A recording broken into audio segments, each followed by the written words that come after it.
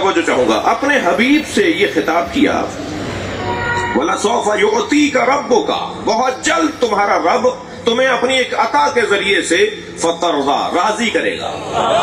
بھئی ساری دنیا اللہ کو راضی کر رہی ہے، اللہ مصطفیٰ کو راضی کرنا چاہتا ہے۔ یہ عظمت مصطفیٰ کا ایک مکمل باب ہے۔ کیا مسئلہ تھا جس کی بنیاد پہ سرکار کو اللہ راضی کرنا چاہتا ہے؟ کوئی پریشانی تھی، کوئی سرکار کے ذہن مبارک میں خیال تھا، سرکار کے ذہن مبارک میں کوئی تصور تھا، کوئی بات ہے کہ جس کو راضی ہونے کی بات ہو رہی ہے، پس منظر میں کوئی خیال ہے؟ جیسے غدیر کے موقع پہ یہ جو لہجہ آیا ہے نا اللہ کا، اِن لَمْ تَفْعَلْ فَمَا بَلَّغْتَ رِسَالَتَهُ، اگر یہ کام نہیں کیا تو کچھ بھی نہیں کیا، یہ لہجہ بتا رہا ہے کہ سرکار کے ذہن مبارک میں ایک خیال تھا کہ اگر میں نے اعلان ولایت علی کر دیا تو فساد پھیلے گا۔ تو اللہ نے دو پیغام دیے کہ ایک تو اگر یہ نہیں کیا تو کچھ نہیں کیا، اور دوسرا وَاللَّهُ يَعْصِمُكَ مِنَ النَّاسِ، اللہ تمہیں لوگوں کے شر سے بچائے گا۔ اس کا مطلب ہے کہ سرکار کے ذہن مبارک میں کوئی شر پھیلنے کا تصور تھا کہ میں اعلان ولایت علی کروں گا تو فساد ہوگا، جھگڑا ہوگا، کوئی کھڑا ہوگا، کوئی شور مچائے گا۔ اچھا، مشاہدہ بھی تھا سرکار کا۔ یہ تو میں جب اپنا اعلان کر رہا تھا کہ جب 3 دن تک کھانا کھانے کے بعد یہ فساد پھیلاتے رہے، یہ تو پھر علی کا اعلان ہو رہا ہے۔ جب میرے اعلان پر ہی یہ ان سے ہضم نہیں ہو رہا تھا، دعوت ذوالعشیرہ میں اعلان نبوت ہی ان سے ہضم نہیں ہو رہا تھا، تو اعلان ولایت ان سے ہضم کیسے ہوگا؟ تو یہ سرکار کو ذہن مبارک میں تو تھا کہ وہاں بھی 3 دن جھگڑا ہوتا رہا، کھانا کھاتے رہے، جاتے رہے، مجلس کو بگاڑتے رہے، اور یہاں میں اعلان کروں گا تو وہاں تو 30-35 لوگ تھے، یہاں تو 1 لاکھ سے زیادہ لوگ ہیں۔ تو سرکار کے ذہن مبارک میں کچھ تھا، لیکن اللہ نے اعلان کیا اگر آپ نے یہ نہیں کہا تو کچھ بھی نہیں کہا، اور لوگوں کے شر سے اللہ آپ کو بچائے گا۔ اچھا، شر تو وہاں بھی ہوا تھا، وہاں کیوں نہیں کہا اللہ نے کہ میں تمہیں لوگوں کے شر سے بچاؤں گا؟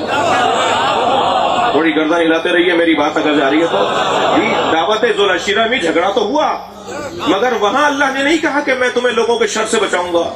جھگڑا یہاں بھی ہوا، ایک شخص نے کھڑے ہو کر اعتراض کیا، توجہ کر رہے ہیں، ایک شخص نے کھڑے ہو کے حارث بن نعمان فہری نے کھڑے ہو کر کہا یہ آپ نے اللہ کی طرف سے کہا ہے، یہاں اپنی طرف سے کہا ہے جو اپنے بھائی کو ہمارے اوپر آپ حاکم بنا رہے ہیں؟ میرے مولا نبی نے فرمایا میں کوئی بات ہی نہیں کرتا مگر یہ کہ اللہ مجھے کہتا ہے۔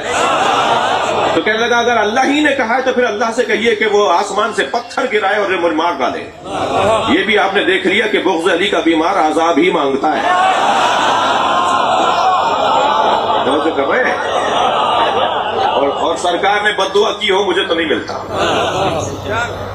سرکار نے اس کے لیے بد دعا کی ہو جو نہیں مان رہا تھا نا مولا علی کی ولایت کو، حضرت ہاتھ اٹھا کے بد دعا کی ہو یا اللہ عذاب نازل کر دے، مگر قرآن کہہ رہا ہے سأل سائل بعذاب واقع، ایک سائل نے عذاب مانگا اور عذاب آیا، نبی نے نہیں کہا، اس لیے کہ رحمت للعالمین ہے۔ مجھے کہنے دیجئے کہ نبی کی بد دعا کا انتظار نہیں کیا عذاب نے۔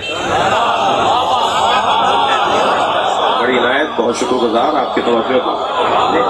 میرا سوال پلٹا رہا ہوں اپنا کہ دعوت ذوالعشیرہ میں بھی فساد ہوا، مگر اللہ نے نہیں کہا کہ میں تمہیں لوگوں کے شر سے بچاؤں گا، اور غدیر میں بھی فساد ہوا مگر اللہ نے کہا میں تمہیں لوگوں کے شر سے بچاؤں گا، تم اپنا کام کرو میں تمہیں بچاؤں گا۔ بہت طویل بھی بات کر سکتا ہوں اس مرحلے پر، اور مختصر ایک جملہ بھی ہدیہ کر سکتا ہوں، تو مختصر ہدیہ کر رہا ہوں، اور وہ ہدیہ کلام یہ ہے کہ وہاں اللہ نے اس لیے نہیں کہا کہ میں لوگوں کے شر سے بچاؤں گا، اس لیے کہ وہاں حفاظت کے لیے ابو طالب تھے۔ صلوات پڑھیں محمد و آل محمد۔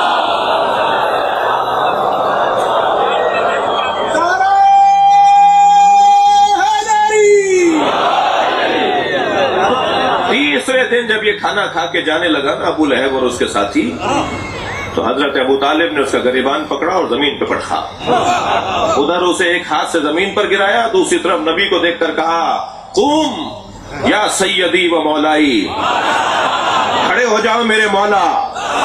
بڑے جگر کی بات ہے اپنے بچے کو اپنا مولا ماننا۔